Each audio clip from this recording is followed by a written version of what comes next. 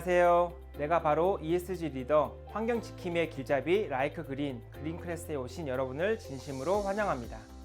저는 오늘 미래를 바꿀 재료 친환경 신소재 수업을 진행할 그린쌤 고성원입니다. 여러분 모두 만나서 반가워요.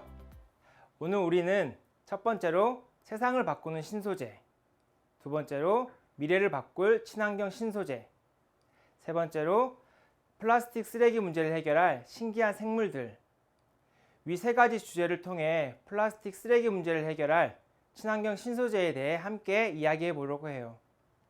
첫 번째 주제는 세상을 바꾸는 신소재입니다.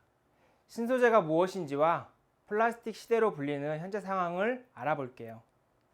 소재는 우리 주변의 물질을 구성하는 모든 재료로 나무, 가죽, 고무, 철, 구리, 합금 등이 있어요. 신소재는 기존 물질의 물리적 성질을 변화시키거나 결합 규칙을 변형해 더 뛰어난 성질이나 새로운 성질을 가지는 소재를 말하는데요. 예를 들어 빛을 이용해 정보를 전달하는 광섬유, 항공기 재료와 방화복으로 사용되는 아라미드 섬유 등이 있어요. 신소재의 등장은 인류의 생활을 완전히 바꾸어 놓았어요. 예를 들어 석기 시대에 등장한 청동기 시대에 등장한 철기도 그 시대에 새롭게 나타난 신소재라고 볼 수 있는 것이죠. 신소재의 등장이 역사적 시대를 나누고 있는 것입니다. 현재 인류는 석기, 청동기, 철기를 거쳐 플라스틱 시대를 살고 있어요. 가볍고 튼튼하며 적은 비용으로 대량 생산이 가능한 플라스틱은 우리 생활을 편리하고 풍요롭게 바꾸었다고 할 수 있어요. 플라스틱이 없다면 현재와 같은 의료 서비스는 물론 컴퓨터나 스마트폰 같은 전자기기 등장도 불가능했을 거예요.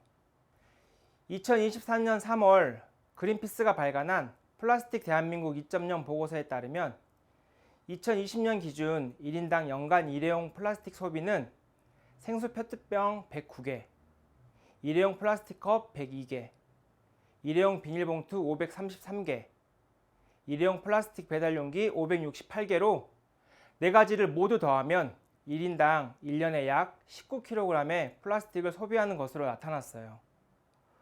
플라스틱 시대에 걸맞게 우리는 일상의 많은 부분을 플라스틱에 의존하고 있는 것이죠. 플라스틱 쓰레기는 분해되는데 약 500년이 걸립니다. 분해는 어려운데 사용량과 폐기물 배출량이 계속 늘어나 플라스틱 쓰레기가 계속 쌓이고 있어요. 플라스틱 쓰레기의 문제점은 자연적으로 분해가 어렵다는 것이에요. 경제협력개발기구의 2022 글로벌 플라스틱 전망 보고서에 의하면 플라스틱 폐기물 배출량은 1억 5,600만 톤에서 3억 5,300만 톤으로 2배 이상 증가했으며 2060년에는 10억 1,400만 톤으로 늘어날 전망이라고 해요. 과학자들은 인류가 아무것도 하지 않는다면 50년 뒤 바다에는 물고기보다 플라스틱 쓰레기가 더 많아질 것이라고 경고하고 있어요. 작게 쪼개진 미세 플라스틱도 문제인데요. 바다로 흘러들어간 플라스틱 쓰레기는 햇빛과 파도 등의 영향으로 아주 작은 입자로 쪼개져 미세 플라스틱이 되는데요. 이 미세 플라스틱을 플랑크톤, 고기 등이 먹이로 오인해서 먹게 되고 먹이사슬을 통해 순환되고 있어요. 결국 미세 플라스틱은 사람들이 마시는 물, 즐겨 먹는 생선, 새우, 굴, 천연소금 등에서 검출되고 있어요. 세계자연기금과 호주의 뉴캐슬 대학이 함께 연구한 플라스틱의 인체 섭취 평가 연구 보고서에 따르면 사람이 섭취하는 미세 플라스틱 양은 일주일간 약 2,000개로 이는 신용카드 한 장 무게인 5g에 해당한다고 해요. 2,000개 중 가장 많은 비중을 차지하는 것은 마시는 물 속 미세 플라스틱인데요. 사람들은 물을 마시면서 1,769개, 약 90%의 미세 플라스틱을 먹고 있는 것이에요. 두 번째 주제는 미래를 바꿀 친환경 신소재입니다. 플라스틱 쓰레기 문제를 해결하는 새로운 신소재에 대해 함께 알아볼게요. 생분해성 플라스틱은 미생물에 의해 수개월 내지 수년 이내에 완전히 분해되는 플라스틱을 말해요. 썩지 않는 일반 플라스틱과 달리 흙이나 물에 있는 미생물에 의해 물과 이산화탄소로 분해돼요. 생분해성 플라스틱은 원료 소재에 따라 여러 종류로 분류되는데 대표적으로 PLA, PHA, PLH가 있어요. 가장 널리 쓰이는 생분해성 플라스틱인 PLA는 옥수수, 카사바, 사탕수수 등을 발효시켜 얻는 젖산으로 만들어집니다. 인체에 흡수되어도 분해와 배출이 쉬워 수술용 봉합사나 보철제 등 의료용 플라스틱으로 사용되고 있어요. 또 열과 공기를 투과하는 성능이 뛰어나 일회용 쓰레기 봉투, 쇼핑백, 식기류 등 생활 소비재와 포장재로 쓰이기도 해요. 하지만 수분이나 가스를 잘 차단하지 못하고 열에 취약하며 유연성이 좋지 않다는 단점도 있어요. PHA는 미생물로 만들어지는데요. 미생물을 배양해 발효하는 과정을 거쳐 제조되기 때문에 생산 속도가 느리고 일반 플라스틱에 비해 가격이 비쌉니다. 하지만 바다에서 100% 생분해되기 때문에 가장 이상적인 바이오 플라스틱으로 꼽히고 있어요.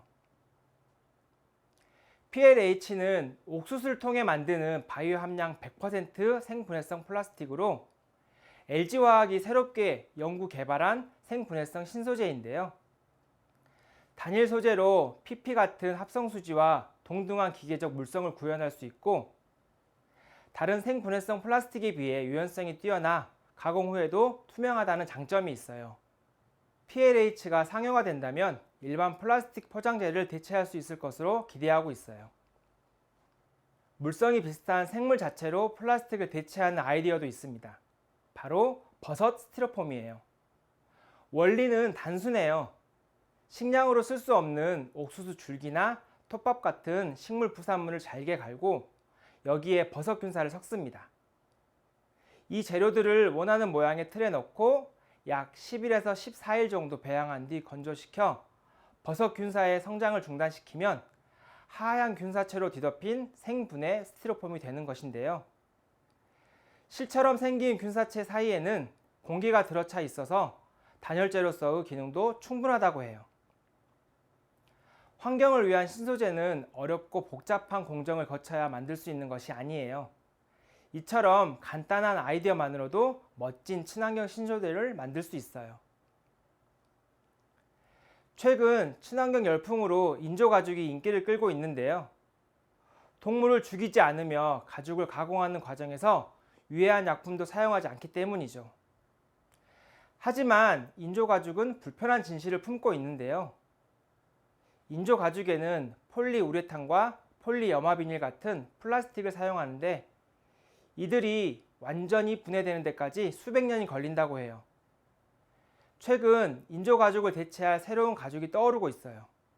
선인장, 파인애플 잎, 한지 등 식물성 원료로 만든 가죽이 바로 그것입니다. 멕시코에서 개발한 선인장 가죽은 선인장을 가루로 만들고 섬유화에 필요한 재료를 섞어 압축해 만드는 것인데요. 이외에도 포도나 사과 껍질, 버섯의 섬유질로도 가죽을 만들고 있어요. 이렇게 만든 식물성 가죽은 천연 가죽보다 가볍고 부드러우며 통기성이 뛰어나 의류는 물론 신발과 가방 등 다양한 제품을 만드는 데 이용하고 있어요. 세 번째 주제는 플라스틱 쓰레기 문제를 해결할 신기한 생물들입니다.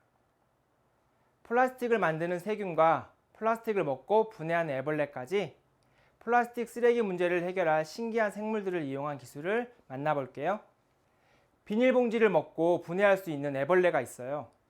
바로 꿀벌 부채명 나방 애벌레인데요. 이 애벌레는 벌집을 먹고 사는데 비닐봉지를 만드는 폴리에틸렌이 벌집의 밀랍과 화학 구조가 비슷해서 이를 분해할 수 있어요. 스티로폼, 즉 폴리스틸렌을 분해하는 애벌레도 있어요. 바로 갈색 거저리 애벌레, 여러분이 잘 알고 있는 밀웜인데요. 미국 스탠퍼드 대학교 토목공학과 연구팀은 갈색 거저리 애벌레의 소화기관에 살고 있는 박테리아가 스티로폼을 이산화탄소로 완전히 분해할 수 있음을 밝혀냈어요. 애벌레들이 플라스틱을 먹어 없앨 수 있으니 플라스틱을 없애기 위해 애벌레들을 대량으로 사육해야 할까요? 그렇지 않아요. 애벌레로부터 플라스틱을 분해하는 박테리아나 효소를 찾아내고 이를 대량 생산해 산업적으로 이용하면 되거든요. 이처럼 이미 대량 생산돼 썩지 않고 있는 플라스틱 쓰레기를 자연적으로 분해할 수 있는 방법을 찾는다면 플라스틱 쓰레기 문제를 해결할 수 있을 거예요. 마지막으로 오늘 배운 내용을 돌아보며 이와 관련된 직업을 함께 알아볼까요?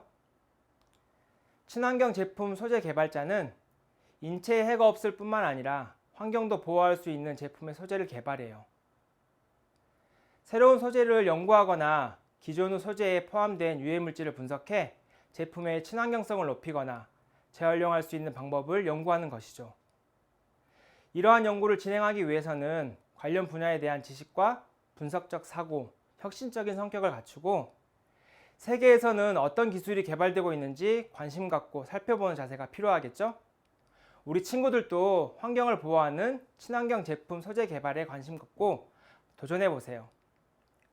오늘 우리는 플라스틱 쓰레기의 문제점과 이를 해결할 수 있는 친환경 신소재에 대해 알아보았어요. 새롭고 신기하고 또 재미있는 친환경 신소재들이 개발되고 있었죠. 우리 친구들도 환경을 보호할 수 있는 새로운 방법들에 관심을 가져보도록 해요. 선생님도 옆에서 함께 고민하고 응원하도록 할게요. 그럼 미래를 바꿀 재료 친환경 신소재 수업은 여기서 마치도록 하겠습니다. 지금까지 그린쌤 고성원이었습니다. 여러분 수고하셨습니다.